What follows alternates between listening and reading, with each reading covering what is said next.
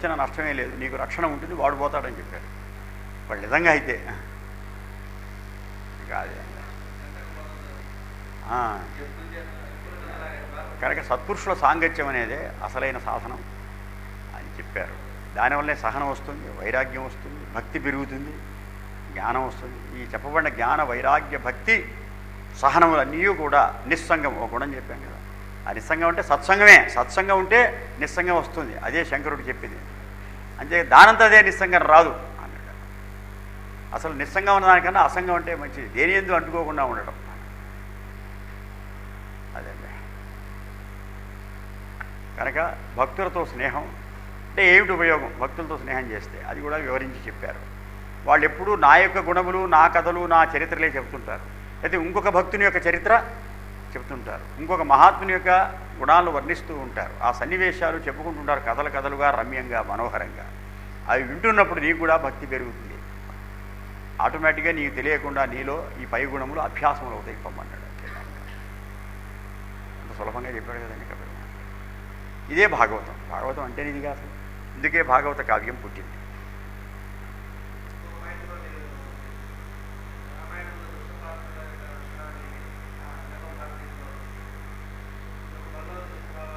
పోవటానికి అవి చూసినప్పుడు మనం ఆ కావ్యాల్లో, నాటకాల్లో దుష్టపాత్రలు చూసినప్పుడు మనకేమొస్తుందంటే మనలో దుష్టభావాలు ఉన్నప్పటికీ కూడా దొంగమునోడికి రావణాసుడు రాముడు వారి భార్యను ఎత్తుకుపోతాడు ఆ వీడు అనిపిస్తుంది మనకి. మనలో కూడా ఆ గుణం ఉండొచ్చు, కానీ వాడి మీద మనకు పిటి రాదు, వాడికి సపోర్ట్ చేయం, మనం వాడి తప్పనే అంటాం. దానివల్ల మనలో ఉన్న ఆయా దుష్టగుణములు పరిచయ అయిపోతాయి, కడగబడతాయి అన్నమాట, షాళితములు అవుతాయి. సరే చూద్దాం.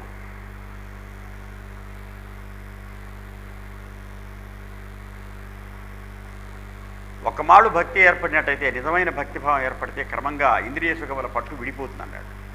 ఉదాహరణకి ఒక సౌందర్య రాశి అయిన స్త్రీ యందు కామాసక్తుడయ్యే వాడికి కూడాను ఆమె ఎందు మిక్కిలి ఆదరం కలిగించి ఆమెతో ఎక్కువ తిరుగుతుండొచ్చు వాడు. కానీ వాడు కనుక యువతల భక్తియోగ సాధన సిన్సియర్గా కనుక చేస్తున్నట్టయితే ఆమె సౌందర్యమనే భగవంతుడిగా ధ్యానిస్తాడు. సర్వం అంతర్యామి అన్నారుగా. ఆ బ్యూటీ ఆమెది కాదు, అది ఈశ్వరుడిది అని ధ్యానం చేస్తుంటాడు. దానితో భగవత్ సౌందర్యమునందు ఆసక్తి, భగవంతుని యందు ఆసక్తి మిగిలి కామాసక్తి తొలగిపోతుందన్నారు. చాలా సులభంగా చెప్పారు. సరే, ఇంకోటి అడిగింది ఆమె. అయితే భక్తులు మనకు సూటిగా మనకు కనపడకపోతే, వాళ్ళు మహాత్ములు మనకి నిరంతరం కూడా వాళ్ళు లభించకపోతే అప్పుడు ఎట్లా అన్నారు. అంటే ఆయన చెప్పారు, నిర్మలమైన భక్తి అమ్మా, సృష్టిలో ఉన్న సకల పదార్థములకు సద్వినియోగం ఉన్నది, దాని పరిజ్ఞానము కావాలను, యథార్థ స్వరూపం చెప్పాలి, వేదంలో చెప్పబడింది. ఆ పరిజ్ఞానం సత్కర్మలు ఆచరించడం మన స్వభావం కావాలి. కొంతమంది ముక్తి కొరకు దేవుని ఆశ్రయిస్తుంటారు. వాళ్ళ దృష్టిలో ముక్తి అనేది ఒక అభిప్రాయమే కానీ అసలు ముక్తి కాదు. ముక్తి అంటే ఏడో తెలియదు వాళ్ళకి. ముక్తి ఎందు అపేక్ష కూడా బంధమేగా. అన్ని బంధముల నుండి విముక్తే ముక్తి కనుక ముక్తి కొరకు కూడా దేవుని ఆరాధించరాదు. ఇది సాధనలో ఒక స్టెప్ అన్నాడు. నాకు మోక్షం ఇప్పించని అడగరాదు అన్నాడు. అది స్పిరిచువల్ సెల్ఫిష్నెస్ అన్నాడు. అంటే ఆయన ఎందు అపేక్ష లేదన్నమాట, నీకు మోక్షం ఉన్నది అపేక్ష అన్నమాట. ఆయన ఎందు అపేక్షతో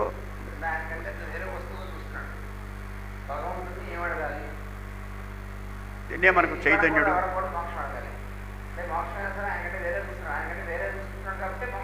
కోరిక ఉన్నట్టేగా, అది కూడా ఒక కోరికేగా. కోరిక అడ్డేగా ఆయన చేరటానికి. అసలు ఏ కోరిక లేకపోవటమేగా మోక్షం అంటే. మోక్షం అనే కోరిక కూడా ఉండటం కూడా మోక్ష స్థితికి అడ్డు అనమాట. అది తమాషా.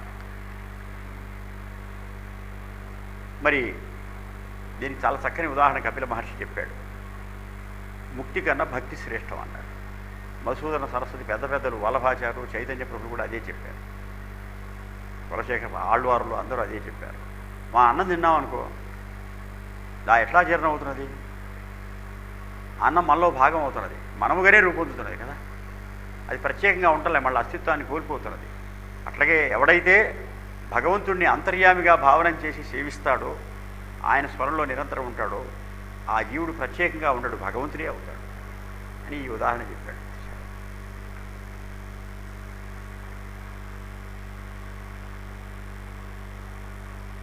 భక్తులైన వాళ్ళు ఎప్పుడు ఎవరితో మాట్లాడుతున్నా నాతోనే వాళ్ళు వ్యవహరిస్తూ ఉంటారు, నా లీలలే చెప్పుకుంటూ ఉంటారు. నా యొక్క అంటే భగవంతుని యొక్కనే కాదు, భక్తుల యొక్క సజ్జనుల యొక్క దివ్య వైభవాన్ని గుణాలని ఆనందంగా చెప్పుకుంటూ మైమరిచి ఉంటారు. ఇట్టి మహనీయులకు మోక్షం కావాలనే వెర్రివేషాలు ఉండవన్నారు మేషారు గారు. ఎందుకంటే భగవత్ కథలను చెప్పుకోవడంలో ఉన్న ఆనందంలో మైమరిపు కంటే మోక్షం అనేది వేరే ఏదో గొప్పదిగా ఉందని వాళ్ళు ఎప్పుడూ భ్రమపడరు. తర్వాత ధ్రువుడు కూడా చెబుతాడు, మనస్సు భగవంతుని యందు ఎట్లా నిలుస్తుంది, లేక మనస్సు ఒక మంచిదాని యందు నిలవటం ఆ మోక్షం అంటే. నిలిచినప్పుడు మనస్సు కూడా ఉందనుకోండి, ఇక మోక్షం కాదన్నాడు. మనస్సు కరిగిన స్థితియే మోక్షం. ఆ కరిగిన స్థితి ఎప్పుడు వస్తుంది అంటే మనస్సు ప్రయత్నం చేసినంతకాలం మనస్సు ఉంటూనే ఉంటుంది కనుక అది దానంతా దానికి మరుపు వచ్చినప్పుడు మాత్రమే మోక్షం లభిస్తుంది. దాన్ని మరవాలని మనం ఎంత ప్రయత్నం చేసినా దాన్నేగా ధ్యానం చేస్తుంది, మరుపు రాదు. ఎట్లా మరి అంటే ఎవరైనా భక్తుడు సజ్జనుడు మంచివాళ్ళు ఇంకొక భక్తుడి గురించి భగవంతుడి గురించి చెబుతున్నప్పుడు మన మనస్సు మైమరిచి వింటూ ఉంటే అప్పుడు ఆటోమేటిక్గా మనకు తెలియకుండా మనస్సుకు మరపు వస్తుంది. అదే మోక్షం అన్నాడు. ఆ స్థితిలో సత్పురుషుల నుండి సత్కథాశ్రవణం చేస్తున్నప్పుడే మోక్షస్థితి మనస్సు పోతుంది తప్ప, లయిస్తుంది తప్ప విడిగా మన సాధన ద్వారా లాభం లేదు అన్నాడు. సత్సంగం యొక్క ప్రాధాన్యం అంత గొప్పది ఏముంది ద్వారకనాథ్జీ, అదే పెట్టుకోవాలి అన్నారు. దానికి ప్రబలమైనటువంటి ఉదాహరణ చెప్పాడు కపిలుడు. ఏవి చదవాలో కూడా చెప్పాడు స్పష్టంగా. ఒకవేళ ఇప్పుడు భక్తులు లివింగ్గా నీకు కనపడలేదు, ఇమీడియట్గా రోజు కనపడాలని ఎక్కడుంది, అప్పుడప్పుడు కనపడతారనుకోండి. ఎవ్రీ డే నీ యొక్క సాధనలో సత్పురుష సాంగత్యం ఎట్లా లభిస్తుంది.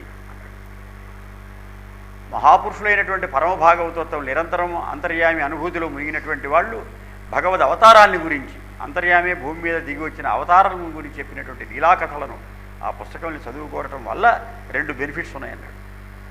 ఆ అంతర్యామి యొక్క అనుభూతి కలుగుతుంది, ఆ భగవత్ అవతార కథలు చెప్పుకున్నాం, భగవద్ అనుభూతి కలుగుతుంది.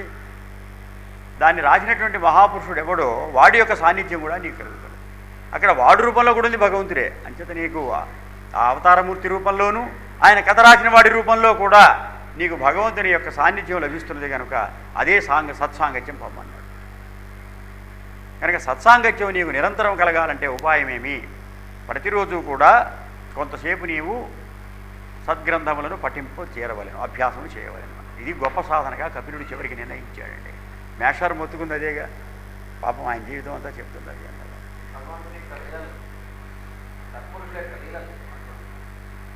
భరద్వాజ గారు యావజ్జీతం అదే. ఆయన అనేకమైన మహాత్ములను దర్శనం చేసి తన అనుభవాల పుస్తక రూపంలో ప్రకటించారు. ఇవి చదవండి అన్నారు. ఆటోమేటిక్గా వాళ్ళ యొక్క ఇంప్రెషన్ వల్ల మన బిహేవియర్ మారిపోతుంది తప్ప మనంతట మనం మన బిహేవియర్ని పరిశుద్ధంగా గావించుకున్న చాలు. సాధన మనమే మహర్షులం కాకపోయినా మనమే మాస్టర్ ఈకే అంటారు, మాస్టర్ ఎంపీ అని, మాస్టర్ ఈఏకి, మాస్టర్ వేణుమాధవ్ విఎం అని పెట్టుకోవచ్చు పేర్లు. మాస్టర్ గారు ఒకసారి నన్ను మతి లేదని తిడితే నేను ఇదే సమాధానం చెప్పా. ఓ అరగంట తిట్టారు నీకు మతి లేదని. మాకు మతే నిజంగా ఉంటే మేము కూడా మాస్టర్ ఎంపీ అని పేరు పెట్టుకునే బోర్డు పెట్టేవాడిని. మీ దగ్గరికి రావడం ఎందుకు? మతి లేక మతి సరి చేస్తారు మీ దగ్గరికి వచ్చాం కానీ మతి లేదని ఊరక తిడితే ఏమిటి వస్తుందన్నా నేను. సరేలే బాగానే చెప్పావు సమాధానం, సరే కూర్చో కబుర్లు చెప్పుకుందాం అన్నారు. వేరే డైవర్ట్ చేశారు చిన్నగా. కనుక మహాత్ముల జీవిత చరిత్రలో ఇంకొక మహాత్ముడు రాస్తే చదవాలి. అది కూడా చాలా 2 కండిషన్లు పెట్టాడు ఇక్కడ కపిల మహర్షి. మహాత్ముల జీవిత చరిత్ర కూడా ఎవడో పండితుడు రాసింది కాదు, ఎవడు పడితే వాడు రాసింది కాదు. వాడు డిస్ట్రాక్ట్ చేస్తాడు. అందులో పాండిత్య ప్రధానంగా ప్రకర్షగా ఉంటుంది, మనకు సాధనకు అనుభవం ఎక్కువ కలిగించదు. మహాత్ముల జీవితాల్లో సన్నివేశాల్లో వాడు చూపిన మహిమలే కాదు, వాళ్ళు ఏ పరిస్థితుల్లో వాడు ఎట్లా ప్రవర్తించారో అది చదివితే అంటే సహనము, వైరాగ్యము, జ్ఞానము అవన్నీ మనకు అలవడతాయి. ఇందాక చెప్పాడు ఆ సద్గుణాలన్నీ మనకు అసంగం అన్నీ ఎప్పుడు వస్తాయి వాళ్ళ చరిత్ర. రాజ్యం పోయినా కూడా ఏం సంతోషంగా వెళ్ళాడు, అది చదివినప్పుడు మనకు సుఖములంతో ఆసక్తి పోతుంది తప్ప మామూలుగా ఎట్ట పోతుందండి.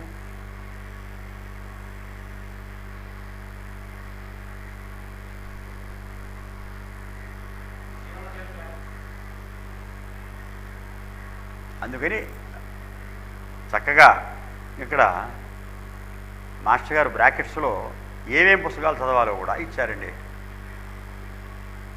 అంటే ప్రాచీన గ్రంథాలు, ఇప్పుడు అధునాతనములైన భాగవతం లాంటి గ్రంథాలు ఉన్నాయి, సాయినాథ చరిత్ర, రామకృష్ణ చరిత్ర ఉన్నాయనుకోండి, ప్రాచీనం ఇచ్చారు. ఊరికి నేను ఆ పేర చదువుతాను, ఎంత అద్భుతంగా రాశారు. వాల్మీకి మహర్షి ఫస్టే ఓపెనింగే రామాయణం మీద పడ్డారు. రామావతారంలోని విలాసములందు ఇట్టి యోగస్థితి చెందాట. ఎంత అద్భుతమైన వాక్యం. ఊరికే రామాయణం రాముడి కథ రాయటం కాదు, హిస్టరీ రాసినట్టు, బయోగ్రఫీ రాసినట్టు, ఇప్పుడు గాంధీ గారి జీవిత చరిత్ర రాసినట్టు కాదు. ఆ రాముడు ఎట్లా నవ్వాడు, ఎట్లా నడిచాడు, ఎట్లా మాట్లాడాడు, అనేక జీవిత సన్నివేశముల యందు మనస్సును పెట్టి రాశాడు, సమర్పించి రాశాడు, పెట్టం కాదు మనస్సు. దానివల్ల యోగస్థితి పొందాట. అవి చదివితే మనకు కూడా ఆ స్థితి వస్తుంది అని చెప్తున్నారు. అది మ్యాథ్స్ గారు. రామాయణమును లోకములకు ఇచ్చాను. వ్యాసుడు భారతమునను పురాణముల యందును ఈ విధమైన సత్కర్మ నిర్వహణం చేశాను.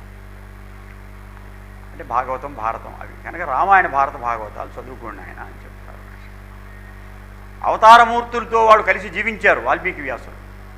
ఇంట్లో వాళ్ళ జీవిత సన్నివేశాలు వాళ్ళకి ప్రత్యక్షంగా తెలుసు, ప్రమాణంగా రాశారు. వాళ్ళు ప్రమాణ గ్రంథాలు కానీ చదవకూడదు, వాళ్ళు ప్రమాణంగా రాశారు.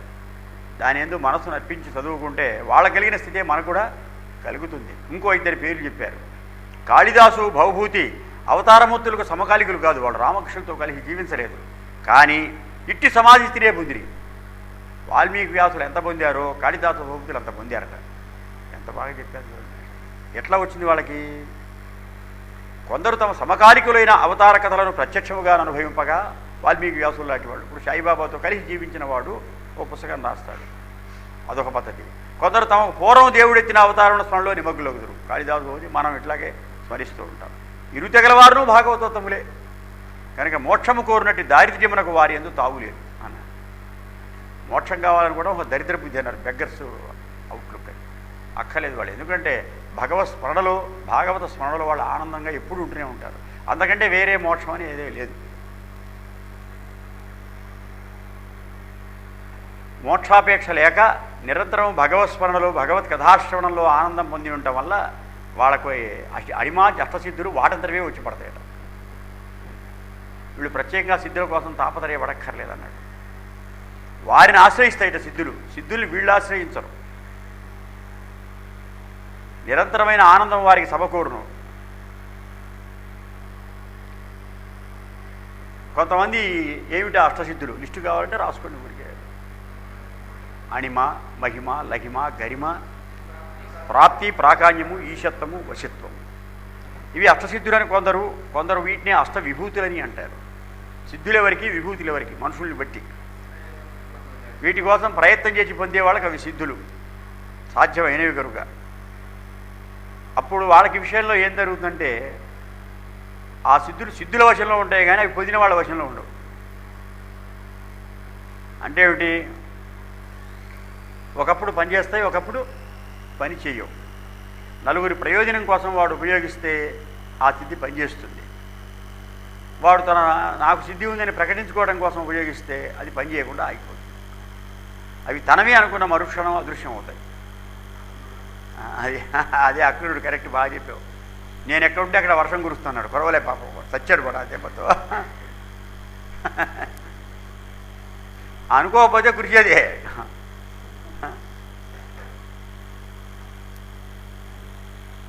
నేను ఎక్కడికైనా వెళ్ళి ఎంతో దూరంలో ఉన్నవాడికైనా వెళ్ళి స్పృశించి వాడికి విభూతి పెడితే రోగం తగ్గుతుంది అని అనుకున్నాడు. 2-3 మాటలు జరిగింది వీడికి. వీడు పెడితే విభూతి, రోగం తగ్గింది. ఎందుకని? వీడి ద్వారా అప్పుడు పనిచేసింది ప్రేమ. వాడి ఎందు కూడా పెట్టబడిన వాడి ఎందు అంతర్యామిని దర్శించాడు కనుక, పెడుతున్నది అంతర్యామి, పెట్టుకున్నవాడు అంతర్యామి అనుకున్నాడు కనుక, ప్రేమతో కరుణతో వాడికి తగ్గాలి అనుకున్నాడు కనుక. అట్లా కాకుండా నేను వెళ్ళి పెట్టడం వల్ల 2-3 తగ్గిందంటే ఇంకా ఎవడికి పెట్టినా తగ్గుతుంది అనుకోవడం మొదలు పెట్టాడంటే ఇంకా ఎవడికి పెట్టినా తగ్గదు. నేను మందులు ఇస్తే చాలామందికి రోగాలు తగ్గినాయి అని అనుకున్నా అంటే ఇంకా వాడికి ఏ మందు ఇస్తే రోగం తగ్గుతుందో ఆ మందు తట్టదు. అది తమాషా. అయితే వాడి కర్మను బట్టి, వాడి కర్మ కూడా దానికి అనుగుణమైన వాడే వస్తాడు. అంటే రాంగ్ మంది ఇస్తే రోగం తగ్గిన వాడు వస్తాడు వీడి దగ్గరికి. ఆ ఇద్దరి కర్మలు జోడవుతాయి. ఒకవేళ అంత ఘోరం తగ్గింది అంటే అర్థమేమి? వాడి టైం తగ్గేయడం వాడు వచ్చాడని. ఒకసారి గురు పూజల్లో డిస్మాంటిల్ చేశారు మొత్తం సభలు. గురు పూజలు అయిపోయినాయి. 4వ రోజు 3వ రోజులు అంతా అయిపోయింది. దాని మీద పండులు ఉన్నాయి, దేవుడికి నైవేద్యం పెట్టే పండు ఒకటి అమ్మగారు నా చేతికి ఇచ్చారు. ఉన్నాయా, ఇది తీసుకెళ్ళు అన్నారు. సరే అని చెప్పి మా ఊళ్ళో ఒక అమ్మాయి నాతో పాటు పెళ్ళైంది, మా స్నేహితుడు ఉండి. నాకు పిల్లలు పుడుతున్నారు, వాడికి పుట్టలే. వాడి ఏదో ప్రేమ చేత నేను వాడి ఊళ్ళో దిగి ప్రత్యేకంగా మా ఊరు దగ్గర వెళ్ళి అతనికి అతని భార్యకి ఇద్దరికి చూపించి కొత్తగా పెళ్ళైన అమ్మాయి ఆ ఇద్దరి చేతుల్లో ఈ పండు పెట్టారు. మా అమ్మగారు ఇచ్చారు, మాస్టర్ గారి యొక్క భార్య గర్భవతి అవుతావు 2-3 నెలల్లో అమ్మ అన్న. నెక్స్ట్ మంత్ అయి కూర్చున్నా. అబ్బా అనుకున్నా.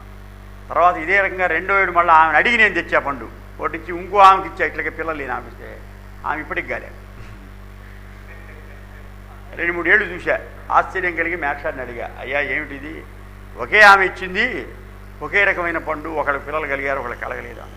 వాళ్ళకి పిల్లలు పుట్టే సమయానికి మా ఆవిడ నీకు పండు ఇచ్చిందో, వాడికి పుట్టే సమయం లేదు, ఎన్ని పళ్ళు ఇచ్చినా ఇంతే, ఇది మన ప్రతిభ అనుకుంటాం, మనది ఏం లేదు నాయన.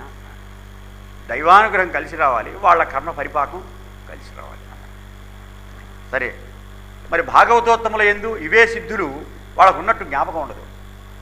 వీళ్ళు ఏదంటే అది అవుతుంటుంది. అంటే అవ్వబోయేది వీడి నోటికుండా వస్తుంది. పైలట్ ట్రైన్ వెళ్ళే అన్నారు మేషాలు. వాక్శుద్ధినగా పైలట్ ట్రైన్ అన్నారు. అంటే ఫలాని వాడు రాబోతున్నాడు ప్రధానమంత్రి, కానీ ముందు పైలట్ ట్రైన్ ఒకటి వస్తుంది. ఈ పైలట్ ట్రైన్ వచ్చింది కాబట్టి ప్రధానమంత్రి రాడు, వాడు రాబోతున్నాడని ఈ పైలట్ ట్రైన్ తెలియజేస్తుంది మనకు. గడియారం ఉంది, గడియారంలో ముళ్ళు 12 గంటలు అయింది. ఆ ముళ్ళు 12 గంటల మీద ఉండడం వల్ల 2-3 అక్కడ చేరటం వల్ల 12 అయిందా, అయితే 12 అవటాన్ని ఇది సూచిస్తున్నదే, 12 అవటాన్ని ఇది సూచిస్తున్నది. అలాంటివే భాగవతోత్తములైన సిద్ధులు అన్నారు. వాక్శుద్ధి అంటే అది అన్నారు. వాడికి ఏం కావాలో అది వీడికి తెలియకుండా అప్రయత్నంగా వస్తుంది, అది వాక్శుద్ధి. వీడే కావాలని అనటం కాదు, అది కావాలని అంటున్నా అంటే వాడి ఏందో అదేదో వాడికి గుర్తుండదు. నాకు ఈ శుద్ధి ఉన్నట్టు వాడికి ఏం గుర్తుండదు. కనుక భాగవతోత్తములు ఎందుకు ఈ దేవుని విభూతులుగా పరిచయం. ప్రయత్నం చేసిన వాళ్ళకి సిద్ధులు అంటారు, భక్తులకు విభూతులు అంటారు. విభూతులు అంటే వైభవం, భగవంతుని వైభవం ఇది. వాడి ద్వారా భగవంతుడే ఎవరికి నయం చేయాలనుకుంటే వాడికి విభూతి పెడతాడు, లేదా మాట అంటాడు, పో నీకు కళ్యాణం వస్తా అంటాడు, సత్సంతాన ప్రాప్తి అవుతుంది అంటాడు. ఇక్కడ భగవంతుడు పనిచేస్తాడు. ఆ టైం రాలేదనుకుని వీడు అనడు, అదే గమ్మత్. అక్కడ నువ్వు అనిపించాలన్నా అనిపించలేవు, అంతే కదా.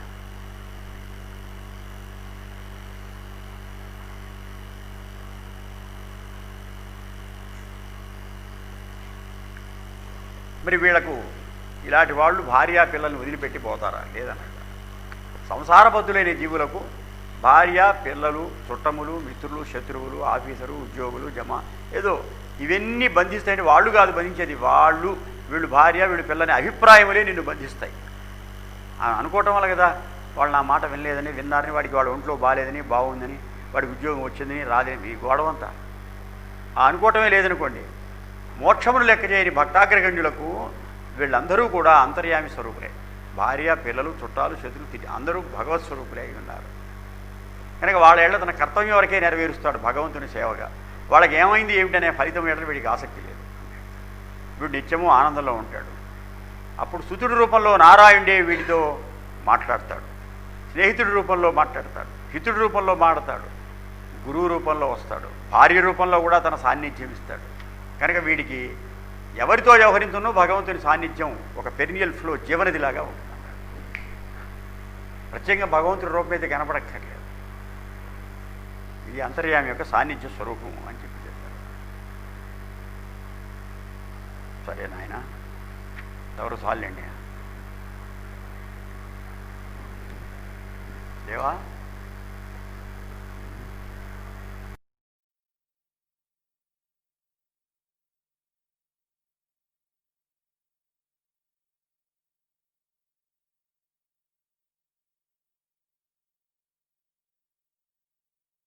అంటే అన్ని రూపములుగా అంతర్యామిని భజించాలి, అప్పుడు విముక్తి లభిస్తుంది అన్నాడు. ఆత్మకు జీవుడికి తేడా ఏమి? ఆత్మ అంటే నీరు, జీవుడంటే మంచుగడ్డ. నీరునద్దు మంచుగడ్డ కట్టుకున్నట్లు ఆత్మ నుండి మనస్సు వెలువడుతుంది. ఈ మధ్యలో త్రిగుణాత్మకములైన ప్రకృతి కలుస్తుంది. ఈ 3 గుణములతో కూడా ప్రకృతి కలవటం వల్ల మనస్సు పుడుతుంది. మనసు పనిచేయాలంటే ఇంద్రియాలు ఉండాలి, ఇంద్రియాల ద్వారా కదా పనిచేసి ఇంద్రియాలు వస్తాయి. అవన్నీ ఉండాలంటే దేహం ఒకటి వస్తుంది, దీన్ని ఉపాధి అంటారు.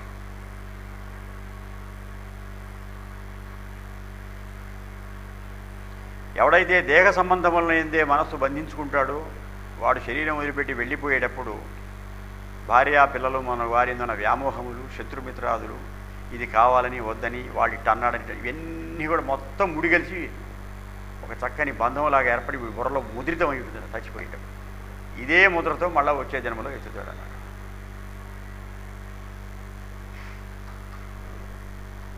పొగతో నిండిన ఆకాశము మిగిలిన ఆకాశముగా వేరుగానున్నట్లు మృతి పొందిన తర్వాత వీరి ఆత్మలు పూర్తిగా ఆత్మత్వం అందక వేరుగా నిలబడి ఉంటారు. పొగతో నిండిన ఆకాశం వేరు, మిగిలిన ఆకాశం వేరు కాదు. ఇటువంటి సంసారబద్ధుడైన జీవికి శరీరం వదిలినా కూడా వీడు ఆత్మ కాలీయుడు, ఈ బంధం అట్లాగే ఉంటుంది. మళ్ళీ అదే పద్ధతిలో కిందకి పల్టీ కొడతాడు, గర్భస్థుడు అవుతాడు అన్నారు. ఎవడైతే శరీరం వదిలిపెట్టేటప్పుడు తన ఆత్మ యందు నిలబడి స్మరిస్తాడో, శరీరము, బుద్ధి, చిత్తము, ఇంద్రియములు, ఈ బంధములు వీటన్నిటికీ అతీతంగా అంతర్యామైన ఆత్మ యందు మనసు పెట్టుకొని శరీరం వదులుతాడు, వాడు అదే స్థితిలో తిరిగి ఉంటాడు. శరీరం వదిలిన తర్వాత కాసేపు కొన్ని సంవత్సరాలు మళ్ళీ వచ్చేటప్పుడు కూడా అదే స్థితిలో వస్తాడు. వాడికి దేహం ఉన్నా ఒకటే, లేకపోయినా ఒకటే. అట్టివాడికే పూర్వజన్మలు జ్ఞాపకం ఉంటాయి.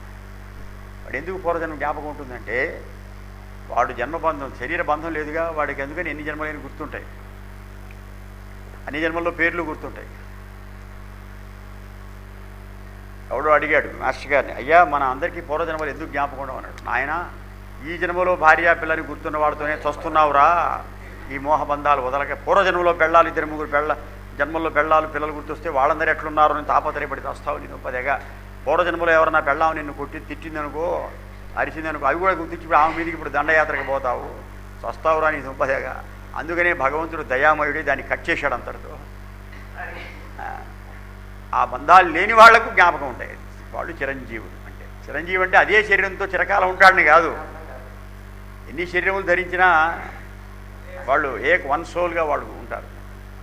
వాడికి బంధాలు ఉండవు కాబట్టి ఈ బంధాలతో కూర్చున్నానికి వచ్చాడు సమాజంగా చేసేవాడు. మా ఎవడో గురువు గారు తెలిసి నాకు భోజనం గుర్తుందని కాదు ఏంటంటే ఉద్యోగం ఆయన చెప్తామంటే పడలేదు. సరే పవన్ ఇప్పుడు మంచి వచ్చేవాడు. ఆ ఉన్నవాడు సరైన కాదు అంటేవాడు. వాడు అక్కడ గురువు గారు దగ్గర బయలుదేరుతున్నాడు. ఇమ్మడికి చూస్తున్నాడు. పక్క కూర్చున్న కొత్తగా పెళ్ళైన గంట చూస్తున్నాడు. వీడి భోజనం జ్ఞానం వస్తుంది కదా, ఆ పక్క కూర్చున్న అమ్మాయి వీడి భోజనంలో వెళ్ళిపాలి. వాళ్ళతో కొత్తగా పెళ్ళైన గంట వచ్చి కూర్చున్నారు. వాళ్ళ ఇంట్లో ఉన్నారు. వాళ్ళ భర్త అమ్మాయిని చేస్తే వీడు వాడిని ఆ బాబీ చేస్తారా మీరు అంటే వాడికి మొదలు పెట్టాడు లాంగ్వేజెస్, వీర సంస్కృతం. మొదలైతే అప్పుడు అందరూ కలిసి చదువుకోవాలి. అప్పుడు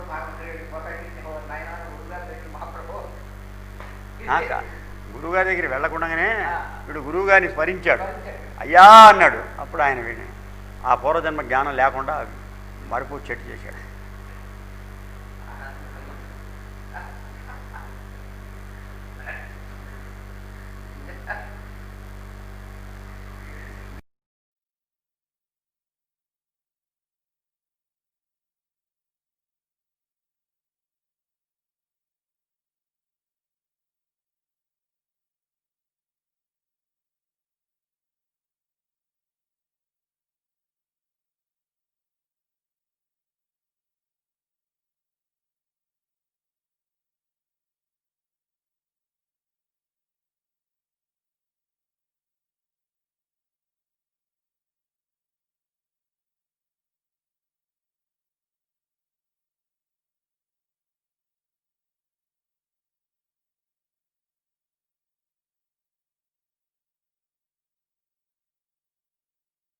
వైరాగ్యాన్ని సాధించడానికి, జ్ఞానాన్ని సంపాదించడానికి కృషి చేశారు. పరమ ప్రేమ చూపించుకుంటారు. దేవుడు చుట్టిగా చెప్పినారు వెనక్కి సంసారం పెట్టడం తప్ప ఈ మొత్తం వెళ్ళిపోతున్నప్పటికీ మన మనస్సులో ఉన్న రాగద్వేషాలు ఎక్కిపోతాయి. ఆ మొలకలు అట్టగే ఉండి వచ్చే జన్మ కూడా తిరిగేందుకు కావం వస్తుంది కాబట్టి పీడించి దూరంగా వెళ్ళిపోతారన్నా అనుకోండి, నిలబడిపోయి రక్తసంలో అయిపోతారు. వాడు తిరిగి పుట్టిస్తారు. అందుకే దాన్ని నాన్ అటాచ్మెంట్ అన్నారు కానీ డిటాచ్మెంట్ అన్నారు. డిటాచ్మెంట్ అంటే వదిలిపెట్టి పారిపోవడం. డిటాచ్మెంట్ అనగా రాగద్వేషములు కలిగించిన పరిస్థితుల నుంచి తప్పించుకుంటాం. నాన్ అటాచ్మెంట్ అనగా ఆయా పరిస్థితులు ఉన్నప్పటికీ పరిస్థితులు కాక అంతర్యాన్ని చదువుకునే అనుభూతితో ఏమంటే వాటి ఎంతో సంగమ లేకుంటాం.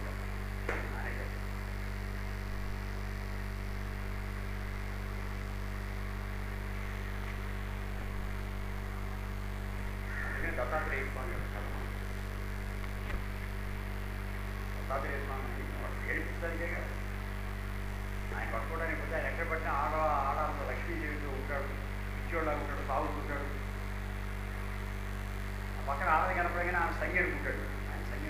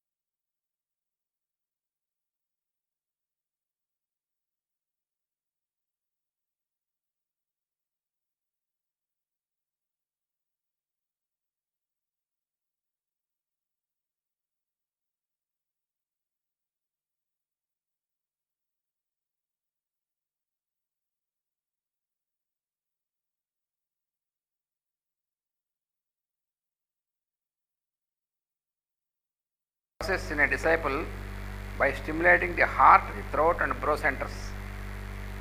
ఈ పైన త్రిపుటి ఉంది కదా, ఏ పైనటువంటిది heart,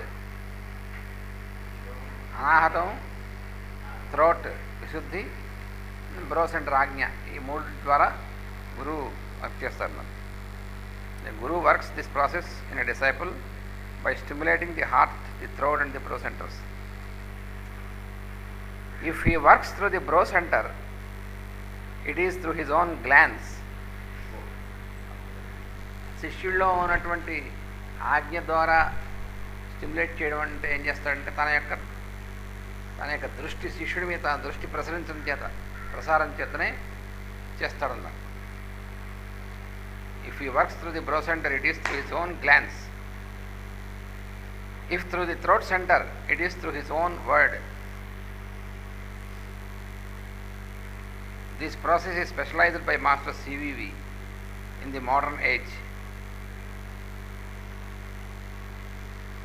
If the Guru wants to work through the heart center, he does it through a process of contacting the disciple at the heart from his own heart center by virtue of power of love.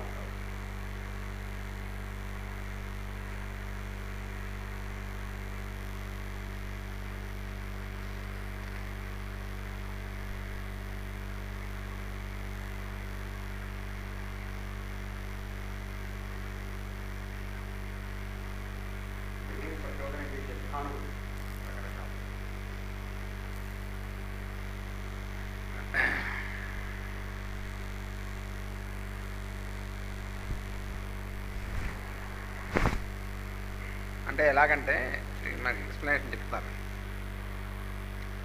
కేవల భౌతిక స్థాయికి అంటిపెట్టుకున్న పాశవిక ప్రేమైనను, మానస స్థాయికి ఎదిగిన ప్రేమైనను భౌతిక బంధం వల్లనే వ్యక్తమగను. మన కట్టెలుట రూపజగత్తు విరాజులనప్పుడే మనలో సౌందర్య భావం ఏర్పడను. ఉన్నత శిఖరములు అందుకున్న ఒక కళాఖండము వర్ణ విన్యాసం చేతనే కంటికింపుగా గోచరించును. అత్యున్నత స్థాయికి చెందిన సాహితీ జగత్తు ఉన్నది. అది పదములను, అర్థములను, తాత్పర్యములను ఆశ్రయించినప్పుడు ఆ జగత్తు మనకు సువ్యక్తమగను. దర్శనీయమగుతున్న రూప జగత్తుకు అతీతముగా సౌందర్య భావన ఉన్నప్పుడు అది అత్యున్నత స్థాయికి చెందినట్టుది. అంటే మనం చూసేటువంటి మన కంటికి కనబడేటువంటిది అంతా ఉంది. ఒక మంచి ఫ్లవరు, మంచిది ఇలా కంటి మనం అని చూస్తూ ఉంటాం. వస్తువుల్ని, వ్యక్తుల్ని, ఇవన్నీ మన కంటికి కనిపిస్తాయి కదా. దర్శనీయమగుతున్న రూప జగత్ అంటే అదనమాట. ఆ రూప జగత్తుకు అది చూస్తున్నప్పుడు అతీతముగా సౌందర్య భావన ఉన్నప్పుడు ఈ రూప జగత్తును చూస్తూ దానికి అతీతమైందంటే అర్థం ఏంటి? ఇది కానటువంటిది కాదు, ఈ రూపంలో ఉన్నటువంటిది అంతకని చెప్పుకుంటున్నాం కదా, ఈ రూపంలో ఉన్నటువంటిది అంతర్యామి. మళ్ళీ అక్కడ ఇది అది ఒకటే. ఇది మనం పువ్వు, ఈ పువ్వు చాలా అందంగా ఉందని చూస్తున్నాం. ఇప్పుడు ఏంటి, ఈ పువ్వులు అందంగా ఉండవనగా ఇది ఒక భగవంతుని యొక్క లీలా వైభవం అనేటువంటిది చూసాం. అది అతీత భావన అంటే. అది లేకపోతే ఆ అతీత భావన లేకపోతే ఏమవుతుందంటే ఈ పువ్వు కోసేసుకుని మనం ఆ పువ్వుని మనమే ఆ పువ్వుని వాసన చూసేసి మనం చేసుకుని మనం సొంతం చేసుకుని ఇలాగా మేము వస్తాయి, దాన్ని డిస్ట్రాయ్ చేస్తాం. ఇంకా అతీత భావన అంటే ఏమిటంటే దీనిలో దర్శనీయంగా ఉన్నటువంటిది, కనపడుతున్నటువంటిది అది లీలా వైభవం, భగవంతుడి యొక్క లీలా వైభవమే దీనిలాగా మనకి దర్శనీయం అవుతుంది. ఇటువంటి దర్శనం అన్నమాట మనకు కావాల్సినటువంటిది. ఇది అత్యున్నత స్థాయికి చెందినట్టుది. కూడా అదే సౌందర్యంతో కూడినటువంటి వస్తువు కానీ, వ్యక్తి కానీ కనపడినప్పుడు స్త్రీ కానీ, పురుషుడు కానీ, ఆ సౌందర్యం ఈ వ్యక్తికి సంబంధించిన శరీరములకు, పార్థివమైనటువంటి రూపములకు ఆంతర్యమైంది కాదు. ఈ ఆంతర్యాన్ని భగవంతుడికి ఆయన తన యొక్క అతీత రూపాతీత సౌందర్యాన్ని రూపమునందు వ్యక్తం చేస్తున్నాడు. అది జగన్మాత అనుకోమన్నాడు. ఆడదాని విషయంలో అయితే ఇంతకు ముందు ఎవరో అడిగారు శ్రీరామకృష్ణుడు, అందగట్టైన స్త్రీ మీ కళ్ళ ముందు నిలబడితే మీరు ఏమనుకుంటారని అడిగారు. శ్రీరామకృష్ణ ఏం చెప్పారంటే, ఓహో మా అమ్మ ఇంత అందగట్టా అని అనుకుంటాను. వచ్చాడు ఒకరు.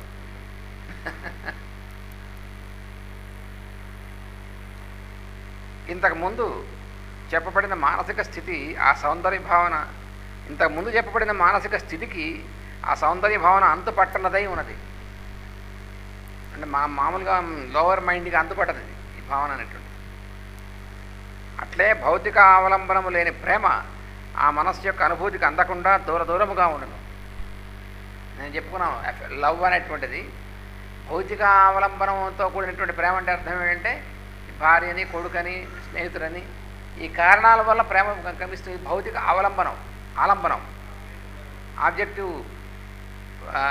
లవ్ అనేటువంటిది ఆబ్జెక్టివ్గా అది కనెక్షన్ ఉంటే నాకు వాళ్ళు ఎందుకు ప్రేమ ఉంది. కారణం ఏమిటి అంటే అక్కడ కారణం ఉంటుంది, అక్కడ స్నేహితులను, రిలేషన్షిప్ అను ఏదో ఒకటి ఉంటుందన్నమాట. కాబట్టి ప్రేమ అంటే ఇది లేకపోతే లేనట్టేగా. అది కండిషనల్ అన్నమాట. అది కానీ భౌతిక అవలంబనం లేనటువంటి ప్రేమ ఆ మనస్సు యొక్క అనుభూతికి అందదు. ఆ మనస్సుకి ఇంకా అనుభూతికి అందకుండా దూరంగా ఉంటుందన్నమాట. వ్యక్తిత్వం నుండి ఉన్నత ఆత్మైక జీవి పొదగబడినప్పుడు నిర్మల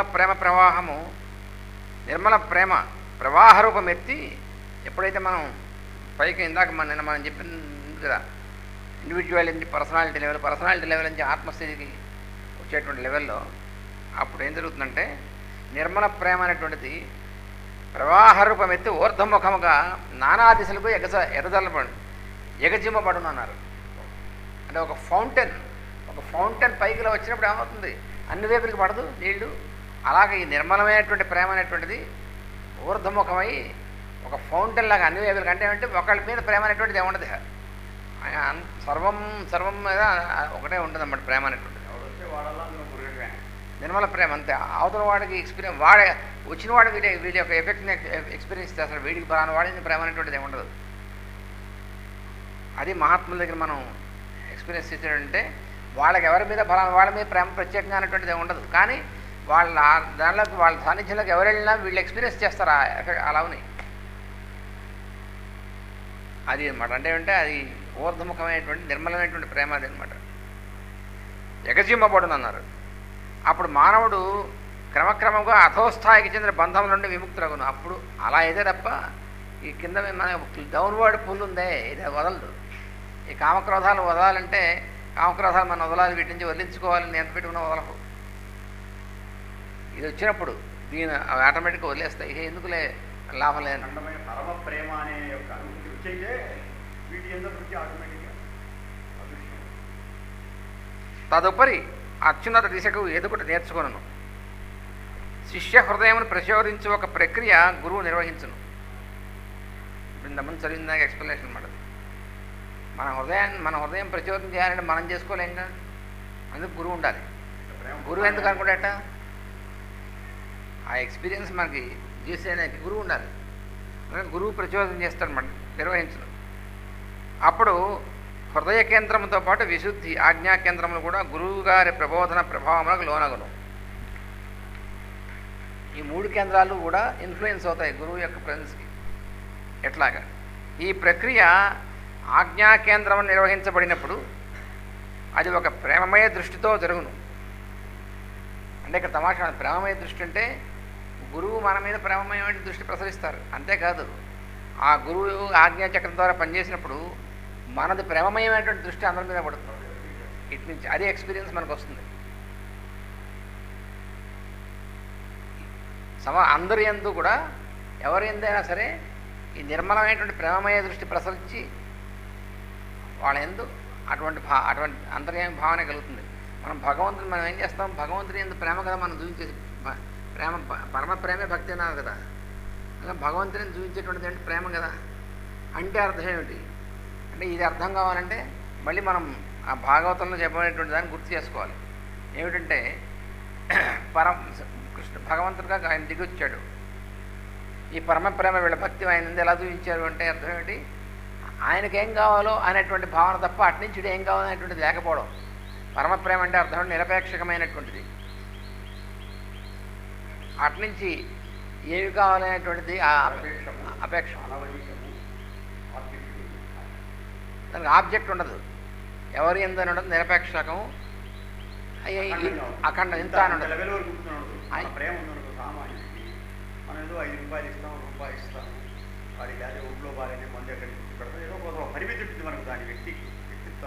సూచీకరణ. కానీ దివ్య ప్రేమకు ఒక పరిమితి ఉండదు. ఇమ్మెజరబుల్, అనవధికం, ఇన్ఎస్టిమబుల్, అన్లిమిటెడ్. దానికి కారణం కూడా ఉండదు. అవసరమైతే వాడు ప్రాణాన్ని కూడా ఇచ్చేస్తారు. ఆ పరమ ప్రేమ కదా, నిష్కారణమైనటువంటిది, నిరవధికమైనటువంటిది, ఇలాంటివన్నీతో కూడినటువంటిది.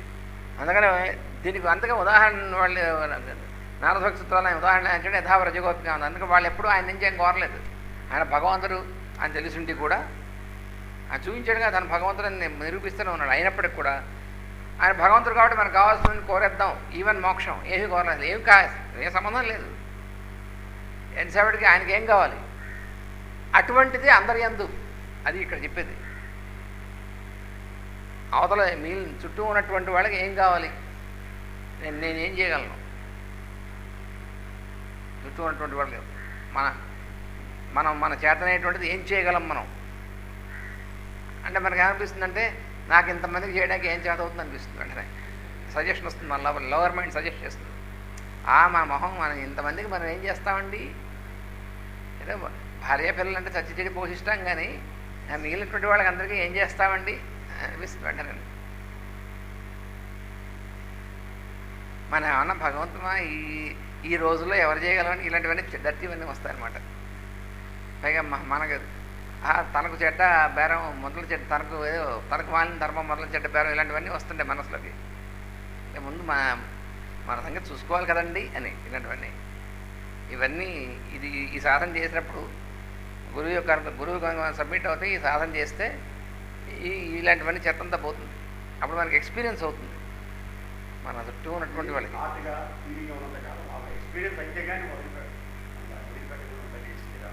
టేస్ట్ ఎలా అయితే ఒకటి రుచిగా ఉన్నటువంటిది ఒకసారి టేస్ట్ చేస్తే మళ్ళీ అది కావాలనిపిస్తుందో, అలాగే భగవద్ అనుభూతి అనేటువంటిది కూడా అది టేస్ట్, ఆ టేస్ట్ పడాలన్నమాట.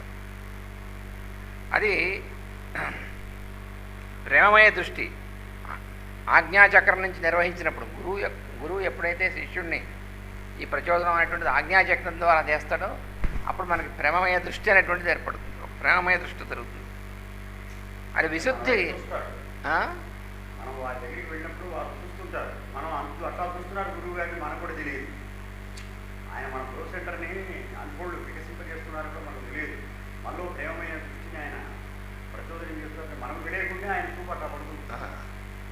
అట్లా మనం తెలియదు, ఈ మాట పడదు. అందువల్లే ఈ మాత్రమైనా మనం ఏదో కొంచెం మంచిగా ప్రేమగా ఈ మాత్రమైనా మనలో కొద్ది ప్రేమైన ఉద్భూతమైందంటే దానికి వారి దృష్టే కారణం. లేకపోతే మన అసలు స్వరూపంటే మనం తెలిసి మనం ఎట్లా ఉండేవాళ్ళం. తప్పకుండా వచ్చినే లేదంటే కొత్త దశ వరకు, ఒక దశ వరకు ఫిజికల్ ప్రెజెన్స్ అవసరం. లేకపోతే అవతారాలు పని అందరూ పరమగురు అక్కడే కూర్చునేవాడు. భగవంతుడు అవతారంగా దిగిరేవాడు ఎందుకు అసలు? భగవంతుడే దిగి వచ్చాడు. మాటి వస్తున్నాడు విసుగు పట్టకుండా. సాయిబాబా అంటారు, నా ఈ రూపాన్ని మీరు తలుచుకోండి, నా చరిత్రను నా నడవడిని తలుచుకోండి కదా, జ్ఞానం చేయండి, అప్పుడు జ్ఞానం చిక్కబడుతుందని చెప్తున్నాడు. ఆ రూపం చూస్తే పతి రూపం లాగుతుంది సాయిబాబా. నిజంగా కదా ఏమనుకోవాలంటే ఏముంది అంత అందం ఉందా సొంతం ఉంది ఏమన్నా రాముడు కృష్ణుడా పోయి పతి కూడా ఉన్నట్టుంటాడు. అక్కడ అది కాదు. ఆ రూపంలో పైకి కనపడేది భౌతికమైన ఒక వికార రూపమే కావచ్చు, కానీ అందులో వ్యక్తమవుతున్నది పరబ్రహ్మతం, భగవంతం. మనం ఆయన తలుచుకోగినట్టు ఆ రూపం హృదయంలో పడగని దాని మొత్తం ఆ రూపం ద్వారా ఆయన వ్యక్తం చేసిన ఎవరికి అంతా పరబ్రహ్మమే కదా, భగవంతుడు కదా. ఆ అనుభూతి మనకు ధర్మం కలిగి అసలు రూపమే ఎక్కలేదు అనుకోండి, ఆయన అంతర్యామిగానే ఉన్నాడు అనుకోండి. ఇంకా మనకి ఇంకా ఆ అనుభూతి ఎట్టగలుగుతుంది? మ్యాక్స్ గారు మరి ఆయన తలుచుకోగానే చిన్నప్పుడు మనతో ఆయన ఎట్లా మాట్లాడాడు, ఆయన మందులు ఎట్టించారు, బాధలో ఉన్నవాడిని ఎట్లా సేవ చేశారు, మన ఎట్లా నడిపించారు, సవాలు శిక్ష గుర్తొస్తుంది. అవి గుర్తు రావడంలో మనం ఈ సంసారం మర్చిపోతాం. ఆయన సంసారం గుర్తొస్తుంది, ఆయనతో పెట్టుకుని అదే మోక్షం అంటే. అసలు ఆయనే పుట్టలేదు అనుకోండి, ఎట్లా వస్తాం? ఇప్పుడు బాగుపడేది ఎట్టంటే అయితే ఒక మ్యాచ్ చాలు ఎంతమంది ఎందుకు అనిపిస్తున్నాయి. ఎందుకంటే ఒక్కొక్కరికి ఒక్కొక్క రుచి కలుగుతుంది. మాస్ గారు వస్తారు, బాబా వస్తారు, రామకృష్ణ వస్తారు, ఎందరో మహాత్ముల రూపంలో పరమాత్మ ఇంటికి వస్తూనే ఉంటాడు. మనం ఉద్ధరించి చూపుతాయి ఎట్లా కూడా లాగి మనం ఉద్ధరించాలని ఆయన కావాలి. అందుకని మహాత్ముల జీవితాలు సన్నివేశాలు గుర్తుంటేనే కదా ఇలా చెప్పినప్పుడు బాగుపడేది. మనం సన్నివేశాలు స్మరిస్తేనే కదా మనం భక్తి ఆనందం కలిగేదంటే అసలు వాడు పుట్టకపోతే సన్నివేశాలు ఎట్లా వస్తాయి?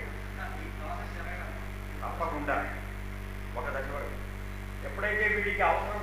గురువు అనగా అంతర్యామి. మనం ఆయన ఎక్కడున్నా, మనం ఎక్కడున్నప్పటికీ ఆయన మనం చూస్తూనే ఉన్నాడు. వీళ్ళందరి రూపంలో కూడా ఆయన ఉన్నాడు. మనకు ఆయన సాన్నిధ్యం పర్మనెంట్గా ఎస్టాబ్లిష్ మనకేమి అనే ఇది వాటికి వస్తే అనుభవంలో అప్పుడు ఆయన విశాఖపట్నం ఉన్నది. అసలు శరీరమే లేకపోయినా కాక హిమాలయాల్లో మా ఎందుకు మనకు పనిచేస్తూనే ఈ ప్రాసెస్ ఫిజికల్ మెడికల్ అడ్డు కాదు. అది ఆయన బట్టి కాదు, ఆయన శక్తి ఎప్పుడు మన శరణానికి యొక్క ఇప్పుడు ఆయన దేహంలో ఉన్నప్పుడు కూడా తన దేహం దగ్గరికి వచ్చిన వాళ్ళ ఎందే కాదు దృష్టి ప్రసంగించింది, లేని వాళ్ళని కూడా ప్రసంగించారు. మేషాలే చెప్పారు, నా దగ్గరికి రాని వాడు వచ్చిన వాళ్ళందరికంటే నా ప్రేమ ఎక్కువ గురినాడని చెప్పారు. ప్రేమ అందరి మీద ఉంది, వాళ్ళు ఎక్కువ ప్రభావం పొందారని చెప్పి ఆయనే చెప్పారు. ఎవరెవరంటే కూడా రాయలసీమలో చాలా మంది ఉన్నారు, అక్కడ ఉన్నారు, ఇక్కడ ఉన్నారు, నీకోవడం పేరు కూడా చెప్పుకోవడం మాకు అక్కడ తెలియదు. ఆయన లివింగ్గా ఉన్నప్పుడు నాతోనే చెప్పారు. ఎవరో ఎక్కడో వేరే అసలు వేరే ఖండాల్లో ఉన్న వాళ్ళే ఏదో ఉంటారు. కళలో వచ్చారు, అది స్వప్రదర్శనాల వల్ల కావచ్చు, ఛానల్లో కనపడచ్చు. ఏం కనపడకపోయినా ఆయన పేరు ఎక్కడ అని ఒకసారి ఆకర్షణలో అవుతుంటారు.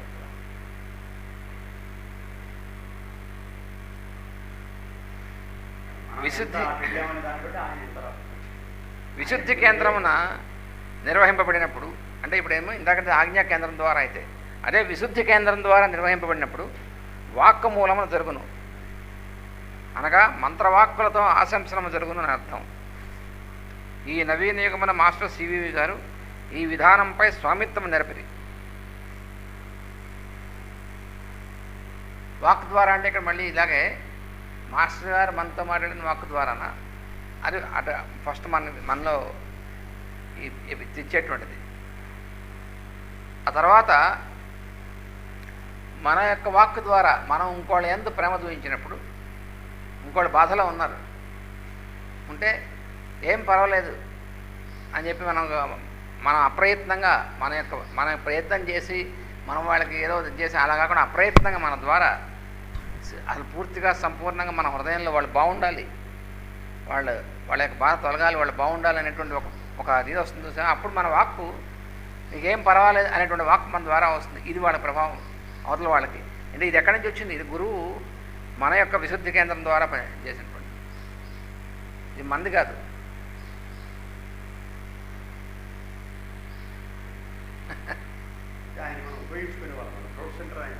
మనం సబ్మిట్ చేస్తే కదా మన విశుద్ధి ద్వారా ఆయన పనిచేసేది.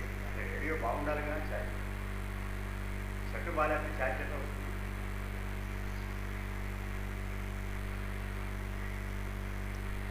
ఈ నవీన యుగమున మాస్టర్ సివి గారు ఈ విధానంపై స్వామిత్వం నడిపారు.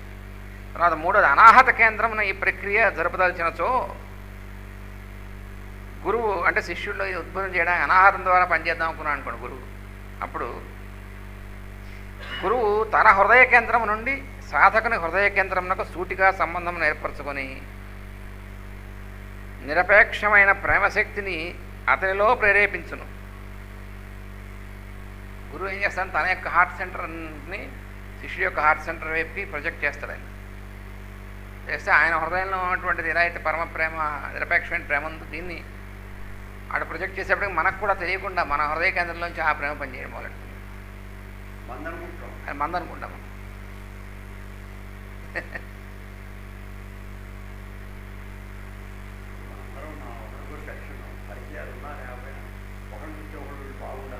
ఆనందం కలవగానే ఆనందం, వాళ్ళు బాగుండాలనిపించడం ఇదంతా ఎందుకు కలుగుతుంది అంటే మన అందరి హృదయ కేంద్రాలు కూడా తన హృదయ కేంద్రంతో అనుసంధానం చేసి ఉద్బోధం చేస్తున్నాడు. మనలోకి మన ప్రేమను మనలోకి ప్రవేశపెడుతున్నాం. అక్కడ ఉన్న నీళ్లు ఉన్నాయి, కృష్ణానదిలో నీళ్ళు మన పంపుల ద్వారా మన ఇళ్ళకు రావట్లేదు. మన ఇంట్లో నీళ్లు కాదు, అది పంపుల నీళ్లు కాదు, కృష్ణానది. నాటి గారి యొక్క ప్రేమ మన ఇళ్ళలో కంటే మన శరీరంలో పంపుల ద్వారా వస్తున్నది. ఛానలైజేషన్ అనమాట. అది కూడా మనం చేసింది కాదు, ఛానలైజేషన్. అట్నుంచి మనం చేసేది ఏంటంటే రెడీనెస్, ఉన్ముఖత, మనకు కావాలి అనేటువంటిది ఉన్ముఖత మనం చేయాల్సింది. పైన ఉదాహరించిన 3 పద్ధతుల్లో సాధకుని అధో కేంద్రము తన క్రియాశీలత్వము కోల్పోయి సన్నగిల్లును. అంటే మనలో లోవర్ ఇన్స్టింక్ట్స్ అవన్నీ కూడా ఈ రకంగా అవి మనం వదిలేస్తాయి తప్ప మాలో ఉన్నటువంటి కామక్రోధాలు పోవాలని మనం ఎంత చేసిన దాంతో ఎంత ఫైట్ చేసినా పోవు. గురువుని ఆశ్రయించి గురువు మన ద్వారా మన యొక్క 3 కేంద్రాల ద్వారా గురువు అవతల వాడి మీద పనిచేసినప్పుడు దాంతో మనం ఇక వీటి మీద మనకి ఎప్పుడైతే దాని మన ద్వారా పనిచేస్తుందో ఆ వెలుగులో ఇవి కింద ఉన్నటువంటి ఇన్ఫ్లుయెన్స్లు అన్నీ వాడంతా వదిలేస్తాయి. మన ఎందుకు లేవేంటి మనం పనిచేయవు. హయ్యర్ ఇది పనిచేసేప్పటికి లోవర్ వాడబెట్టుకు వదిలేస్తాయి. అలా బాగుంటుంది. కానీ వాటితో ఫైటింగ్ వల్ల మనం పోగొట్టుకోగలిగితే ఇంకెందుకు, మనం పోగొట్టుకోగలిగితే ఎదురుగా పోగొట్టుకోవచ్చు కదా. మనం పోగొట్టుకోవాలంటే మన వల్ల కాదు అది. అందుకనే గురువుని మనం ఆశ్రయించాల్సింది. అత్యున్నత యోగ కేంద్రము దివ్య ప్రచోదనం పొందును. పరిపూర్ణ దశకు చేరినప్పుడు ఈ అధో కేంద్రము ఉన్నత దివ్య ప్రయోజనములతో నిండి మరల క్రియాశీలత్వము అమర్చుకున్నాను. మళ్ళీ ఇప్పుడు ఆ హయ్యర్ దీనిలోకి వచ్చిన తర్వాత అప్పుడు లోవర్ మళ్ళీ యాక్టివ్ అవుతాయి. అంటే ఏమిటి, ఆ వాడితో కాదు, లోవర్ మళ్ళీ ఫిజికల్ ప్లేను అంటే ఏమిటి, మనం ఆనందమైన ప్లేన్కి వచ్చిన తర్వాత శరీరం ఫిజికల్ ప్లేన్ కదా ఇది, అందుకని ఇది యూస్లెస్ అంటే శరీరం పనిచేస్తుంది మళ్ళీ. అయితే అప్పుడు ఇదివరకులాగా ఆ రకంగా కాదు, ఇప్పుడు వేరే రకంగా పనిచేస్తుంది. అప్పుడు అంతకుముందు అన్నీ కూడా యోగా స్థితి అనేటువంటిది రాకముందు మనం పనిచేస్తూ ఉంటాం. నేను ఈ పని చేస్తున్నాను, నేను ఆ పని చేస్తున్నాను, నేను ఇది చేస్తున్నాను. యోగా స్థితి వచ్చిన తర్వాత మన ద్వారా పని చేయబడుతుంది. దానికి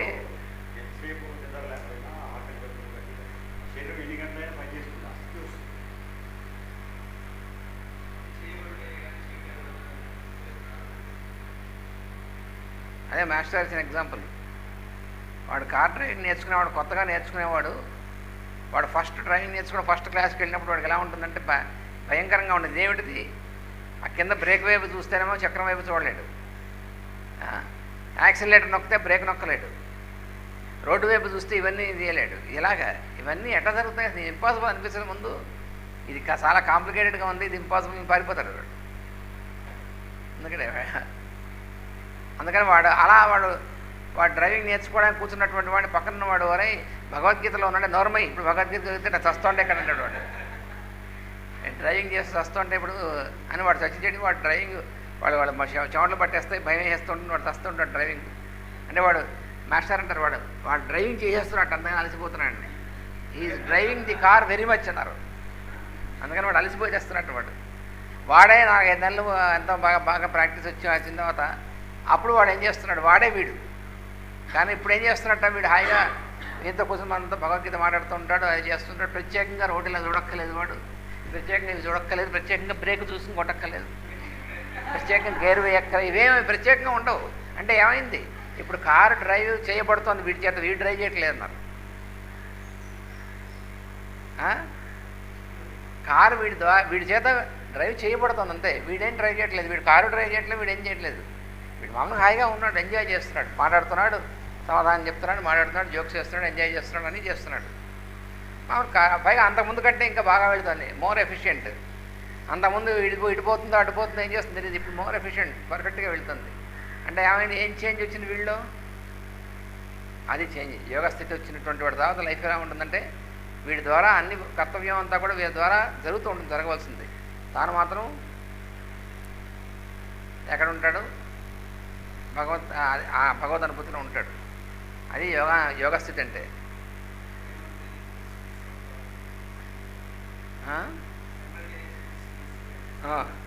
అంటే ఏంటంటే వీడి ద్వారా జరుగుతుండడం తప్ప వీడి అది కర్తృత్వం లేకపోవడం ఉంటుంది, అంతేగాని పల్లె కొట్టడం కాదు. భగవద్గీతలో చెప్పాడు, కర్మ సన్యాసం అంటే చేయవలసిన పల్లె కొట్టడం కాదురా పడుద్దాయి అన్నాడు.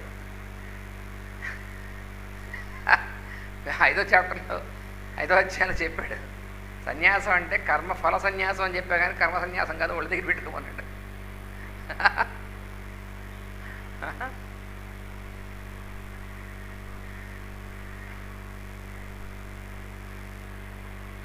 అప్పుడు ఏమవుతుందంటే ఈ పరిపూర్ణ దశకు చేరినప్పుడు ఈ అధో కేంద్రము ఉన్నత దివ్య ప్రయోజనములతో నిండి మరల క్రియాశీలత్వం అమర్చుకున్నాను.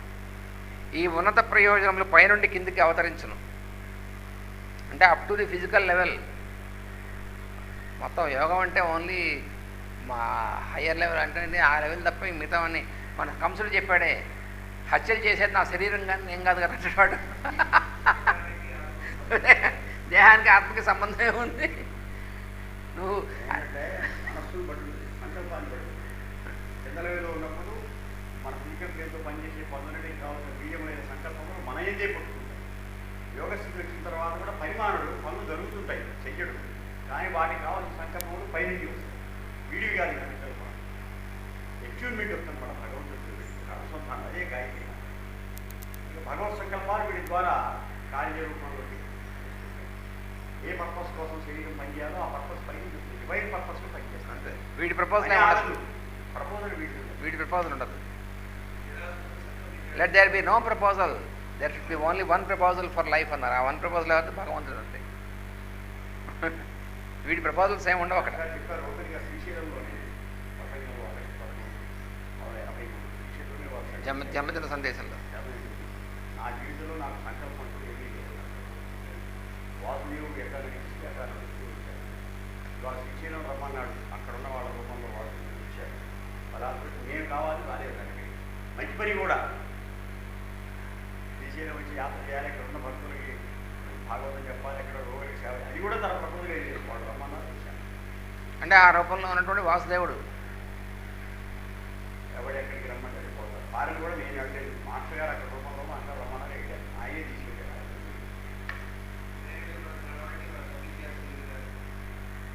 ఆయన proposal of money event to good things 3 దశలు అన్నమాట. కిందలో చెడు పనులే చేస్తారు, కొంత దశలో సత్కర్మలు ఆచరిస్తారు.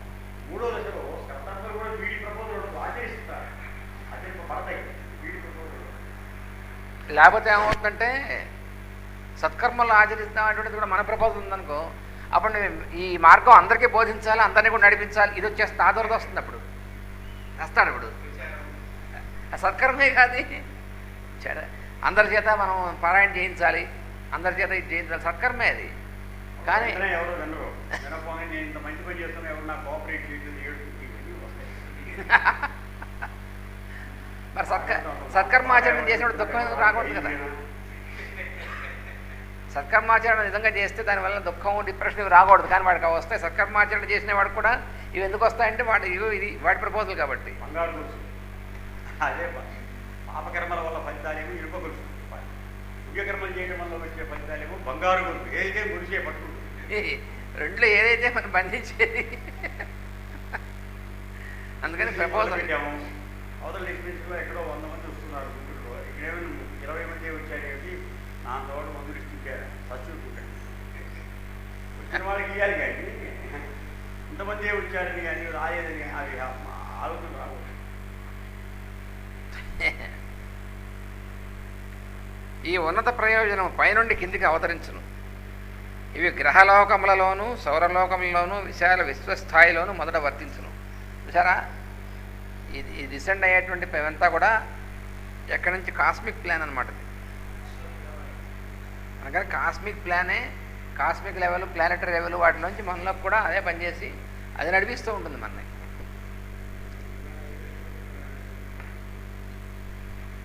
గురువుగారి అనుగ్రహంచే ఉన్నత దిశకు మార్చబడిన ప్రాణ ప్రవాహము పైకి ఎగజిమ్మును. అంతటా అది తేజోవంతమకు దిశను చేరుకొను. అంతటా తేజోధాతువుగా వర్తించును. ఇది భౌతిక రూపమున ల్యూమినస్ టిష్యూ. అంటే మన మామూలు మనస్సు, మన మనస్సు ఇండివిజువల్ మైండ్, లోవర్ మైండ్ పనిచేసేది కదా అంతకుముందు. గురువు యొక్క దీని సాన్నిధ్యంలోకి వెళ్ళకముందు, ఆ గురువు యొక్క ప్రభావం అనేది కాకముందు మన మైండ్ పనిచేసేది. మన మైండ్ పనిచేస్తే మనం బంధిస్తుంది. ఇందాక అనుకున్నాం, కపిలుడు కూడా చెప్పాడు కదా, మోక్షానికి బంధానికి కారణం ఏంటంటే మనస్సే అన్నాడు కదా. అందువల్ల మన మైండ్, మన ఇండివిజువల్ మైండ్, మన లోవర్ మైండ్ అనేటువంటిది పనిచేసి దాని ప్రపోజల్స్ పనిచేసి చేసాడు మన అన్నింటిలో బంధించేస్తుంది అది. కానీ ఇప్పుడు ఈ ప్లాన్ అనేటువంటిది ఎప్పుడైతే అక్కడి నుంచి వస్తుందో ఆ రావడానికి గురువుగారికి ఒక ఛానల్ మనకి. అది విశ్వ ప్రణాళిక అనేటువంటిది మన ద్వారా పనిచేసేటువంటిది. అలా చేసినప్పుడు గురువుగారి అనుగ్రహంచే ఉన్నత దిశకు మార్చబడిన ప్రాణ ప్రవాహం పైకి ఎగజిమ్మును అని చెప్పారు కదా. అంతటా అది తేజోవంతముకు దిశకు చేరుకొనును. అంతటా తేజోధాతువుగా వర్తించును. ఈ భౌతిక రూపమున ఇది చాలా ఇది భౌతిక రూపమున అధోత్రిపుటికి సంబంధించినట్టి శుక్రధాతువునకు బదులుగా మామూలుగా మనలో ఉన్నటువంటి శుక్రధాతు రీప్రొడక్టివ్ టిష్యూ శుక్రశోణితమైనటువంటిది అది దేనికి సంబంధించింది? లోయెస్ట్ ట్రయాడ్ సంబంధించింది. మనలో దాని యొక్క కంట్రోల్ మామూలుగా ఎలా ఉంటుంది? దేని నుంచి ఉంటుంది? స్వాధిష్టానం, మణిపూరం, మూలాధారం వాటి మధ్యన ఉంటుంది అది. అందుకనే అవి డిజైర్స్ కింద పనిచేస్తుంటాయి. అందుకని మన యొక్క శుక్రశోణిత అనేటువంటి ధాతువులు దేని కంట్రోల్లో ఉంటాయి? డిజైర్స్ కంట్రోల్లో ఉంటాయి. అందుకనే అది మన డిజైర్ కింద ఉంటుంది. దాన్ని మన డిజైర్ అంటే ఏమిటి? తీరనటువంటిది అని అర్థం. డిజైర్ అనేటువంటిది ఏమిటి? ఎంతైనా తీరనటువంటిది అని అర్థం.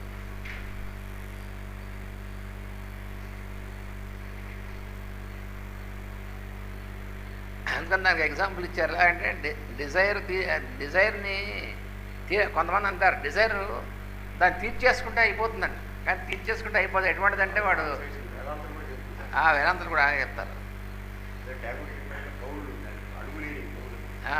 అదేను మేషారంలో ఎగ్జాంపుల్ ఏమి ఇచ్చారంటే వాడు నిప్పు అంటుకుంది అనుకో, నిప్పు ఆర్పడం కోసం వీడు నెయ్యి వేస్తున్నాడు. అందులో నిప్పు ఆర్పడానికి లిక్విడ్ కదా, లిక్విడ్ వేస్తే నిప్పు ఆరిపోతుంది. నెయ్యి వేస్తే ఇంకా ఎక్కువ అవుతుంది. ఏమైపోతుంది? భగవద్గీతలో కూడా అన్నాడు దుష్పూరేణ అనలేనా. ఇప్పుడు కట్టెలు నీళ్ళు వేస్తున్న కొద్ది పెరిగితే ఒక్కసారి కోరిక తీసుకుందాం ఎప్పుడు కోరడం అంటే కుదరదు, ఇంకా పెరుగుతూనే ఉంటుంది. ఏదైనా సరే ధనం సంపాదిద్దాం, ఏదైనా సరే అసలు కోరిక అనేటువంటిది ఏ రకమైన కోరికైనా సరే ఆ కోరిక అనేటువంటిది దాన్ని లేకుండా చేయాలంటే ఇది పూర్తిగా తీర్చేస్తే కోరిక అయిపోతుంది అనుకుంటే ఏం అయిపోదు, ఇంకా పెరుగుతూ ఉంటుంది. Never ending. అందువలన ఇది భౌతిక రూపమైన అధోత్రిపుడికి సంబంధించినటువంటిది కదా. అటువంటి శుక్రధాతువులకు బదులుగా దాని స్థానం నిలబడి శరీరం తేజోవంతమనర్చును. ఎప్పుడైతే పైనుంచి మళ్ళీ ఈ హయ్యర్ దీనిలోకి వచ్చి పైనుంచి డిసెండ్ అయ్యేటువంటిది చేస్తుందో అప్పుడు ఈ శుక్రధాతువు అనేటువంటిది ఆ రకంగా ఉన్నటువంటిది కాస్త తేజోమయంగా మారి ఈ తేజోమయ ధాతువునే పెద్దలు అంతఃకరణము అని పేర్కొనరి. దీన్నే ల్యూమినస్ టిష్యూ అంటారు. తేజోవంతమైనటువంటి ధాతువుని దీన్నే అంతఃకరణము అన్నారు.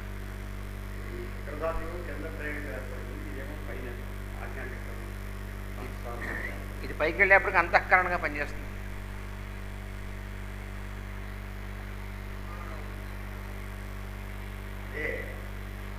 అంతఃకరణంలో 4 ఉన్నాయి కదా, అహంకారం 4 క్యాన్సిల్ అయిపోయి ఉండవు, ఇక ఒకటిగా ఉంటాయి. ఆ 4 మనవిగా. పూర్వం ఆ 4 నా మనస్సు, నా బుద్ధి, నా చిత్తం, నా అహంకారం. ఇప్పుడు నావిగా గురువు గారి ఇక గురువు మన ద్వారా పనిచేస్తున్నాడు అంతర్యామిగా. ఆయన కరణం అంటే ఇన్స్ట్రుమెంట్గా ఆయన చేతిలో పరికరంగా ఉపయోగపడతాయి మన మనస్సు గారి బుద్ధి కానీ. విడివిడిగా ఉండవు ఇక మనోబుద్ధి కాదు. ఎప్పుడు మనస్సుగా పనిచేయాలంటే అప్పుడు మనస్సుగా పనిచేస్తున్నాం అంతఃకరణం అంటే ఆలోచన. ఎప్పుడు బుద్ధిగా విచక్షణ చేయాలంటే తెలుసుకోవాల్సినటువంటి ఆలోచన. అట్లా ఇప్పుడు చిత్తంగా ఏదన్నా ఒక వస్తువును చూడాలని భయం లోపల నుంచి గురువుగా అనిపిస్తే అది చూస్తారు. ఆత్మపడితే ఎప్పుడు పరమాత్మ అదనమాట. అదే భావం. పోటీ లేకుండా ఒకే కరణం. అందుకని అంతఃకరణములు ఉండవు. అంతఃకరణ అనేటువంటిది ఏకవచనం. 4 ఉండవు. In the stage of perfection, the lower pole is once again reactivated from above in terms of the higher purpose on the planetary, solar and cosmic planes. Higher purpose and the vital current that is redirected upwards by the Guru attains a stage of luminosity. It works more as a luminous tissue which substitutes the seminal fluid of the lower triad. This luminous tissue is termed Antahkarana. Out of this tissue, a new vehicle is built as an abode of the disciple on the soul plane. This progress is called second birth. ఇది ద్విజన్మ అంటే. Second birth అంటే అది అంటే ఏమిటంటే ఆనందమయ కోశమున ప్రజ్ఞను నిలుపుకొని ఆత్మానుభూతిలో ఓలలాడుతున్న సాధకునకు ఒక వినూత్న ప్రజ్ఞావాహిక ఈ తేజోధాతువు నుండియే నిర్మించబడి అతని అధివాసం అగుతున్నది. అంటే వాడి అబౌట్, వాడు అధివాసం అంటే ఉండేటువంటి అబౌట్. అంతకుముందు మనం లోవర్ ట్రయడ్లో ఉంటాం, మనం శరీరంతో ఐడెంటిఫై అయిపోయి ఉంటాం, మన మనస్సుతో ఐడెంటిఫై అయిపోయి ఉంటాం, దీంట్లో ఉంటాం. అవి మన అబౌట్స్గా పనిచేస్తుంటాయి. ఇది ఎప్పుడైతే జరుగుతున్నప్పుడు ఏమవుతుందంటే ఈ అంతఃకరణం అనేటువంటిది బిల్డ్ అయినప్పుడు అప్పుడు ఏమవుతుంది, ఈ తేజోధాతువు నుండి నిర్మించబడినటువంటి ఒక వినూత్నమైనటువంటి శరీరం వీడికి అంతఃకరణ శరీరం అంటారు. అది ఏర్పడుతుంది వీడికి. దాంట్లో ఉంటాడు. ఇప్పుడు పెద్దలు దీనిని ద్విజన్మ అని వ్యవహరిస్తున్నారు. ఈ తేజోమయ ద్రవ్యము ప్రజ్ఞామయమైనట్టుది. ఇది భౌతికము కాదు, శక్తిమయం కాదు, ప్రజ్ఞామయం.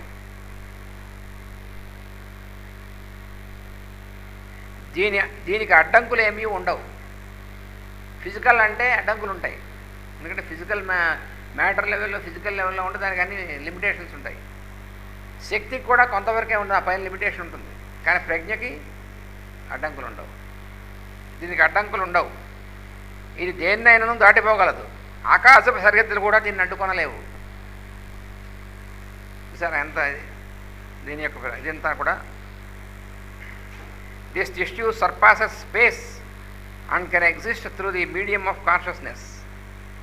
It is self-propelled. On this plane, various disciples live in the presence of their masters, even at a distance of hundreds of miles. It is a well-established fact that the disciples of this plane receive regular lessons and instructions from their masters through the language of impression. The building of the Antahkarana Sharira begins with the building of the higher bridge in the language of Master CVV. Higher bridge beginning another Master CVV garu. Just above the brow center there is the ఇప్పుడు higher bridge చెప్తారు. ఇక్కడ మళ్ళీ దీనికి అడ్డంకులు ఏమీ ఉండవు. ఇది దేన్నైనా సరే దాటిపోగలదు. ఆకాశపు సరిహద్దులు కూడా దీన్ని అడ్డుకొనలేవు. ఇది ఆత్మ చైతన్యమునకు వాహికగా వర్తించగలుగుతున్నది. ఆత్మ చైతన్యం అనేటువంటిది అసలు ఇన్నర్ లైట్ కదా మనకి. దానికి ఛానల్ ఈ అంతఃకరణం అనేటువంటిది. అంటే అంతఃకరణం గురువు యొక్క దీని చేత ఏదైతే శిష్యుల్లో అంతఃకరణం అనేటువంటిది బిల్డప్ అవుతుందో ఇది మనలో అటువంటి ఆత్మ చైతన్యానికి వాహికగా పనిచేస్తుంది. దీని ద్వారా మన యొక్క ఆత్మ చైతన్యం ప్రసరిస్తూ ఉంటుంది ఒక వెలుగులాగా. ల్యూమినస్ టిష్యూ కదా ఇది. బ్రహ్మాండమైనటువంటి వెలుగు అంటే ఇక్కడ ఏమిటి కంటికి కల్పించే ఆప్టిక్ లైట్ అని కాదు. వీడి యొక్క ప్రెజెన్స్ ఇటువంటి డిసైబుల్ ద్వారా కూడా ఆ గురువు ఇచ్చినటువంటి ప్రెజెన్స్ లాంటి ప్రెజెన్స్ అవతల వాళ్ళకి వస్తుందన్నమాట.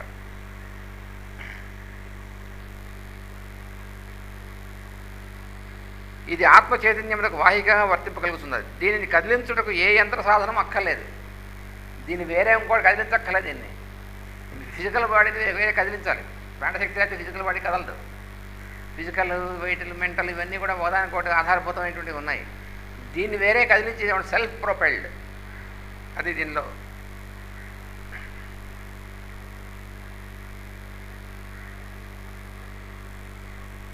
ఇది స్వయంచోదితము. ఈ కక్ష్యకు చేరిన సాధకులు అనేకులు గురు సాన్నిధ్యం అనుభవించగలుగుతున్నారు. దీనికి రూపంతో దూరంతో పని లేదు. కొన్ని వేల మైళ్ళ దూరం అందునను సాధకుడు ఈ సాన్నిధ్యమును తన అనుభూతికి తెచ్చుకోగలడు. విజ్ఞులు సహృదయులు అయిన వారికి ఒక పరమసత్యము వారి మనస్సును ఈనాటికి కూడా చిక్కు చెదరకుండా ఉన్నది. అది నిత్యము వారికి అనుభూతి మగుతూనే ఉన్నది. ఆ సత్యము ఇది. ఈ కక్షయందు ప్రజ్ఞ నిలుపగలిగిన సాధకులు పరమగురువుల నుండి ఆధ్యాత్మిక పాఠ్యాంశములను, గురు బోధనలను, వారు అనుగ్రహించే శిక్షణను పొందగలుగుతున్నారు. అందుకని గురువుగారు ఎంత దూరంలో ఉన్నారో, శరీరంలో ఉన్నారో లేదా దానికి సంబంధం లేదు. ఈ రకమైనటువంటి దీనికి తీసుకొచ్చినటువంటి డిసైపుల్ గురువు ఎక్కడి నుంచి అయినా సరే త్రూ ఇంప్రెషన్ అంటే బయట నుంచి మనం అనుకునే ఇంప్రెషన్స్ కావు. మళ్ళీ అది అనుకోకూడదు. ఇంప్రెషన్ అంటే చిత్తంలో మనకు వచ్చేటువంటి వీటి గురించి ఆ ఇంప్రెషన్ కాదు.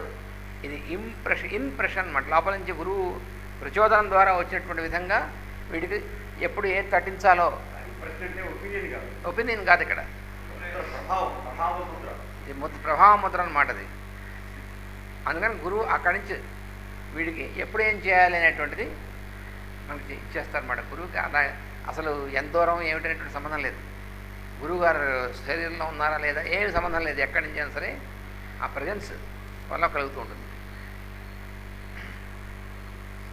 దీనిని ఆకాశ పఠనము అని పిలుస్తున్నారు. స్పేస్ రీడింగ్ అంటారు దీన్ని.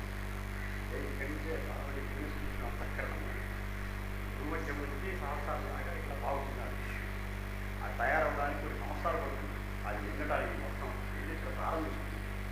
అది నేను పరిపూర్ణం అవ్వడం కోసం దాని ఏళ్ళు పడుతుంది. ఒకసారి అయ్యేది కట్టడం కోసం చెప్పారే కానీ అది ప్రారంభమై పూర్వంగా పట్టణ ఏర్పడడానికి చాలా ఏళ్ళు పడుతుంది. ఈ గుర్తుగానే నామం పెట్టడం మొదలుపెట్టారు వైష్ణవం. విషయం భారంగా పోయినా దాని గుర్తుగా ఉంటే పైకి ఇట్లా నామం. అసలు నామం కానీ ఇది కానీ భ్రూమధ్యం దగ్గర మనం బొట్టు పెట్టుకోవడం. ఎందుకంటే ఈ భ్రూమధ్యం అనేటువంటిది మనం స్మరిస్తాం. ఎందుకంటే అదే స్టార్టింగ్ కదా. హయ్యర్ బ్రిడ్జ్ బిగినింగ్ స్టార్టింగ్ ఎక్కడి నుంచి? భ్రూమధ్యం నుంచి, ఆజ్ఞాకేంద్రం నుంచి. అందుకని ఆజ్ఞాకేంద్రం నుంచి పైకి కదా స్టార్ట్ అయ్యేటువంటిది. కాబట్టి రోజు మనం మన యొక్క అటెన్షన్ అనేటువంటిది దాని దగ్గరికి రావడం కోసమే మన పెద్దలు ఏం చేశారంటే విభూతో కుంకం తిలకం నిలువుగానో అడ్డంగానో గుండ్రంగానో ఏదో ఒకటి మొత్తం మన యొక్క అటెన్షన్ దాని వైపు రావాలి. స్టిమ్యులేషన్ దానికోసం పెట్టారన్నమాట. అర్చన, గ్రీకు, చాళుక్యులు, దైర్యులు, ప్రాచీన జాతులు అన్నింటిలో కూడా ఉంది. ఒకటంటే కుంకుమే కాదు, ఏదో ఒక రూపంలో భూమధ్యాన్ని తీసుకుంటాం అనేది ప్రాచీన జాతులు అన్నింటిలో అభ్యాసంగా ఉంది. నవీనే దాన్ని పోగొట్టారు. దీన్ని ఆకాశ పఠనము అని పిలుస్తున్నారు. ఇది ఒక క్రమ పద్ధతిలో కొనసాగుతున్న ఆధ్యాత్మిక విద్యాలయ బోధనా పద్ధతి. అలాంటి స్కూల్స్ చాలామంది మాస్టర్స్ ఈ ప్లేన్లు హైయర్ ప్లేన్లు నడుపుతున్నటువంటి స్కూల్స్ ఉన్నాయి. అది మనకు తెలియదు. ఆ స్కూల్లో మనకి ఎక్కడెక్కడ ఉన్న డిసేబుల్స్కి వీళ్ళు ఇస్తున్నారనేటువంటిది అది మనకు తెలియదు. మనం అనుకుంటామంటే మన సడన్గా అనుకోకుండా మంచి అప్పటిదాకా అర్థం కానిటువంటిది మంచి అద్భుతమైనటువంటి విషయం అర్థమవుతుంది. అలాగే ఒక మంచి సంకల్పం వస్తుంది చేయాలని, అది బ్రహ్మాండంగా పనిచేస్తుంది, చాలామందికి ఉపయోగపడేటువంటిది. ఇది మనకు ఎక్కడి నుంచి వచ్చిందంటే మనకు వచ్చింది అనుకుంటాం, కాదు, ఆ గురువు గారు ఇంప్రెస్ చేస్తే వచ్చినటువంటిది. అది అసలు మనకు తెలియకపోవచ్చు. మనకు తెలియకుండా కూడా ఇస్తారు గురువు. తాను ఇచ్చినట్టు ఐడెంటిటీ కూడా ఉండకపోవచ్చు. ఒకసారి మనని ఎలా చేస్తారా అనేటువంటిది కూడా మనకు తెలియదు. అలాంటిది సృష్టి విజ్ఞానం అంటే కాస్మిక్ సైన్స్ అనేటువంటిది కూడా గురువులు శిష్యులకి ఈ రకమైనటువంటి దాని ద్వారా ఇవ్వడం కూడా ఉంది లెసన్స్. అటువంటి చేసేటువంటి వాళ్ళ పైథాగరస్ చాలా టాప్ మోస్ట్ ఆయన. పైథాగోరియన్ స్కూల్స్ అని ఉన్నాయి. అవి ఎక్కడ ఉంటాయి? ఫిజికల్ ప్లేన్ ఎక్కడ లేవు. అవి ఎర్త్ మీద. పైథాగోరియన్ స్కూల్ అంటే ఫిజికల్ ప్లేన్ ఎక్కడ ఉండదు. ఆ డిసైపుల్స్ని ఆయనే పట్టుకుని వీళ్ళు రాగా నిద్రపోతూ ఉంటారు కదా, అప్పుడు ఎక్కడ అడ్డు ఈ మైండ్స్ ఏమో అడ్డు రాకుండా అప్పుడు అది ఇంప్రెస్ చేస్తారనమాట. అప్పుడు వీడికి ఆ కాస్మిక్ సింబల్స్ వీడు ఎక్కడి నుంచి వచ్చే వీడికి తెలియదు, ఎలా తెలుస్తుందని. సృష్టి విజ్ఞానం అనేటువంటిది ఇవన్నీ వీడికి తెలియాలంటే ఆ గురువు దగ్గరికి వస్తుంది.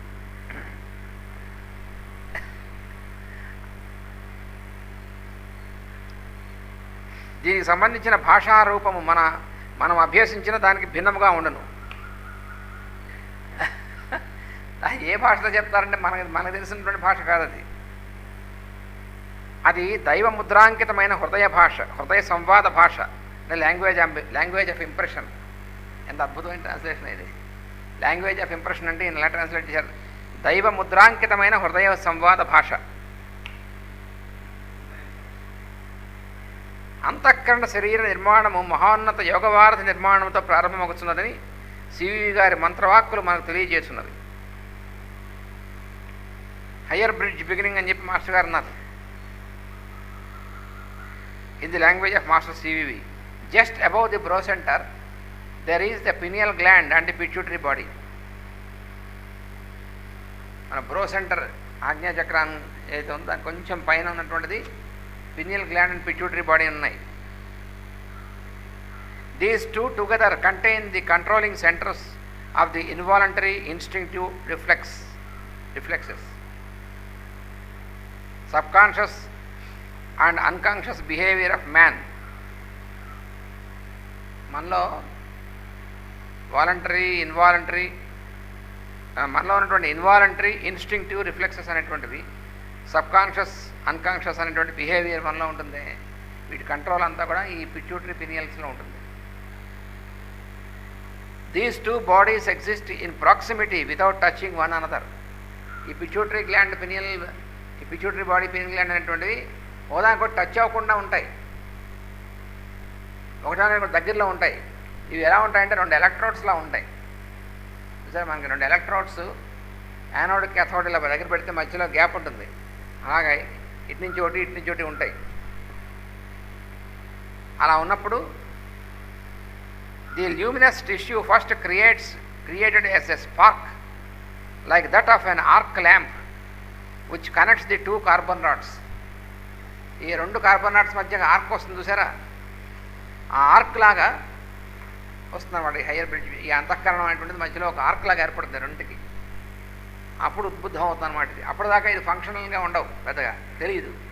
అంటే ఫంక్షన్స్ ఉంటాయి కానీ ఈ అనుసంధానం అనేటువంటిది ఏర్పడదు.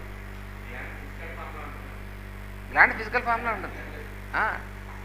లోపల అనాటమీ థియేటర్లు డిసెక్ట్ చేస్తే లోపల కనిపిస్తాయి ఆ శక్తి కేంద్రాలు. కానీ ఆ శక్తి కేంద్రాలు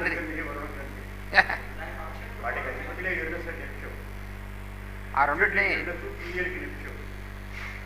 ఇంద్రగ్రంథి వరుణగ్రంథి వాటి పేరు. సేంద్రయోని మనకి దీంట్లో ఉపనిషత్తులో ఉంది కదా, యత్రాసౌ కేశాంతో వివర్తతే వ్యపోహ శీర్ష కపాలే,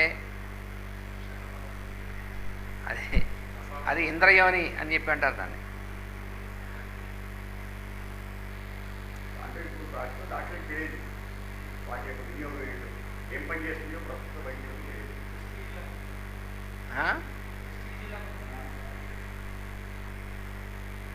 The luminous tissue is first created as a spark like that of an arc lamp which connects the two carbon rods. Igniting the spark is done through an invocation of mantra pituitary hint by Master CVV. Then follows the invocation, the higher bridge beginning. The luminous tissue begins to permeate the throat and the heart centers. అక్కడి నుంచి మళ్ళీ విశుద్ధి ఆజ్ఞ ఈ రెండింటిని కూడా మళ్ళీ ఇది వ్యాపిస్తుంది. ఈ ల్యూమినస్ టిష్యూ పైనుంచి కిందకి వ్యాపిస్తుంది మళ్ళీ.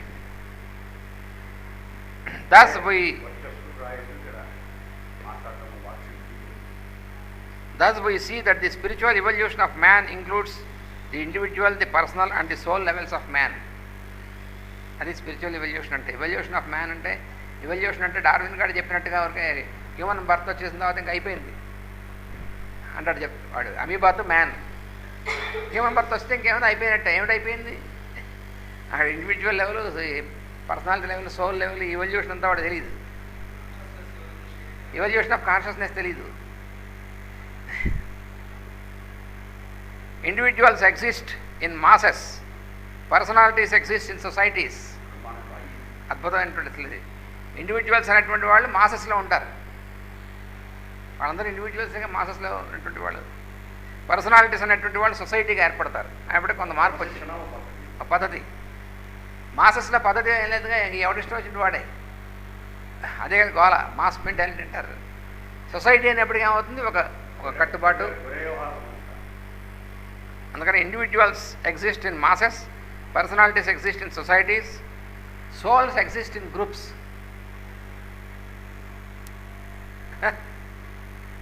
Individuals live together in space, persons live together in minds. చూసారా తేడా? ఇండివిజువల్స్గా ఉన్నటువంటి వాళ్ళు ఊరికే అందరూ ఇటుకరాళ్ళు పోసినట్టుగా గుట్ట పోసినట్టు ఉంటారు ఇండివిజువల్స్ అంటే. ఇండివిజువల్స్ అంటే అదనమాట, రాళ్ళగుట్ట పోసినట్టుగా ఉంటుంది. Persons live together in minds, souls live together as one soul. అది డిఫరెన్స్.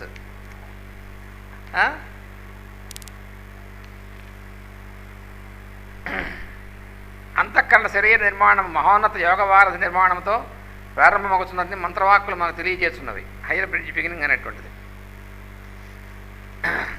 ఆజ్ఞా కేంద్రమునకు పైన ఇంద్రగ్రంథి, రుద్రగ్రంథి అనబడే 2 యోగ కేంద్రములు ఉన్నవి. ఈ 2 శక్తుల మేళవింపునందు మన దేహంలోని అవయవములు ఆవిర్భావములు, అవి అనిచ్ఛానములు, ఇన్వాలంటరీ మూమెంట్స్ నిర్వహింపబడుతున్నవి.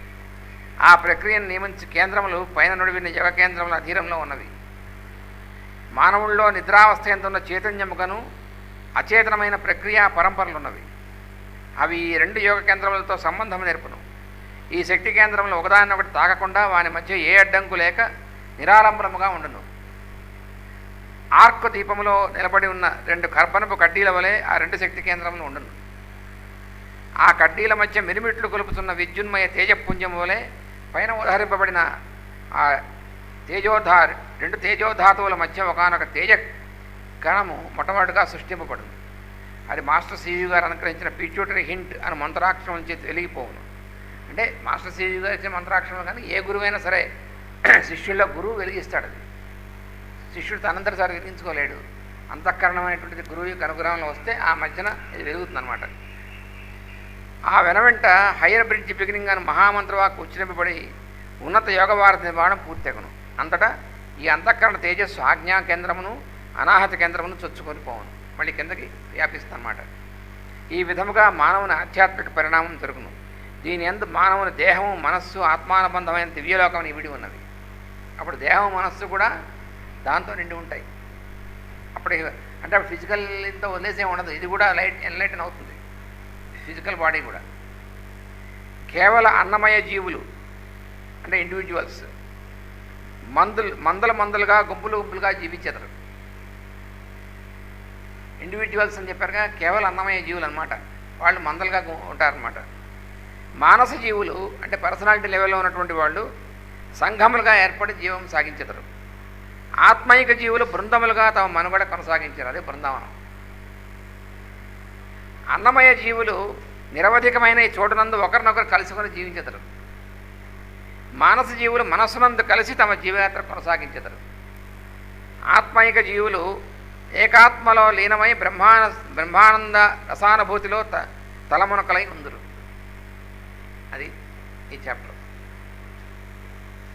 అంటే మనలో స్పిరిచువల్ ఎవల్యూషన్ అనేటువంటిది గురువు యొక్క అనుగ్రహం ద్వారానే వస్తుంది అనేటువంటి దీన్ని మనకు తెలిసింది. అందుకని మనం అయితే మనం ఉన్ముఖం అవ్వాలి.